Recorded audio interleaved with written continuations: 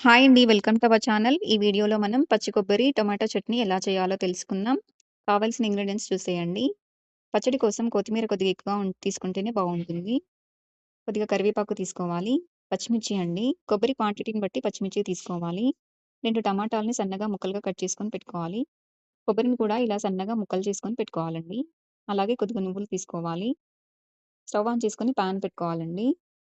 Pan వేడైన తర్వాత ఒక స్పూన్ జీలకర్ర వేసుకోవాలి. అదే పాన్‌లో 2 స్పూన్ల నువ్వులు యాడ్ చేసుకోవాలి.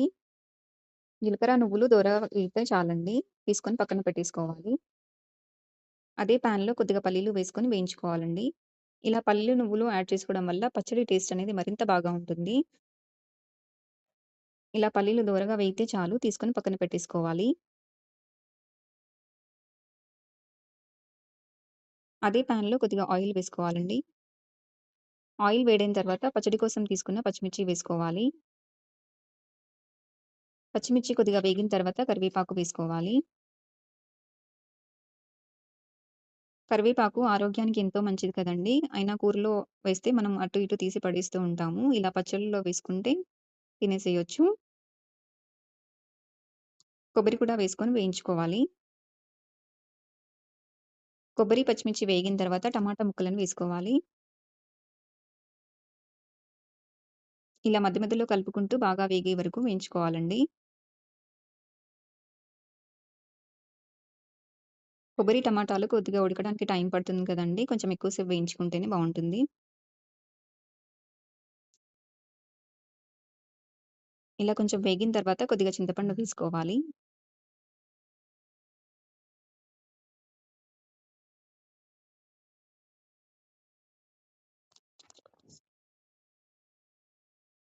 చింతపండు రుచికి సరిపడా వేసుకోవాలండి. మన కొబ్బరి క్వాంటిటీని బట్టి ఏసుకోవాలి. ఒక స్పూన్ సాల్ట్ యాడ్ చేసుకోవాలండి. సాల్ట్ వేయడం వల్ల టమాటాలో నీరనేది తొందరగా ఊరి, తొందరగా ఉడుకుతాయి.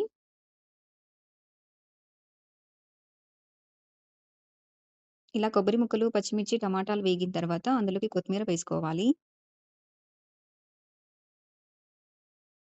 కొత్తిమీర కొద్దిగా ఎక్కువ వేసుకుంటేనే కొబ్బరి పచ్చడి టేస్ట్ అనేది రుచిగా వస్తుంది. ఇలా ఒక 2 నిమిషాలు వేయించేసుకోవాలి.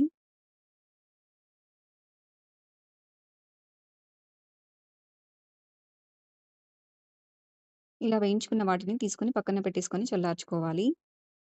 ఇప్పుడు మిక్సీ జార్ తీసుకొని ముందుగా మనం వేయించుకున్న నువ్వులని, జీలకర్ర, పల్లీలు వేసుకొని పౌడర్ చేసుకోవాలి.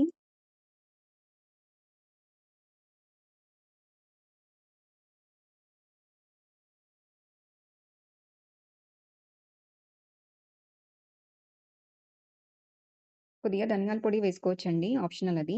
ఇష్టమున్నవారు వేసుకోవచ్చు. లేనివారు స్కిప్ చేయొచ్చు. నువ్వులు గ్రైండ్ అయిన తర్వాత మనం వేయించి పెట్టుకున్న కొబ్బరి ముక్కలను వేసుకోవాలి.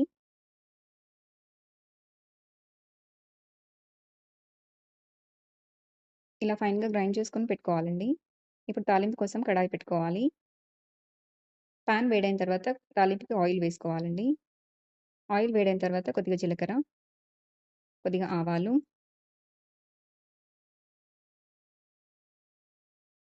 కొద్దిగా మినపప్పు వేసుకోవాలండి. మినపప్పు వేసుకోవడం వల్ల పచ్చడి టేస్ట్ అనేది ఇంకా బావుంటుంది. తినేటప్పుడు మనకి క్రిస్పీగా తగులుతూ ఉంటాయి కదా!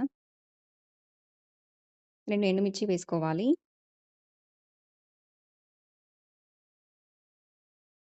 లో ఫ్లేమ్ మీద ఇలా తాలింపుని బాగా వేయించుకోవాలి.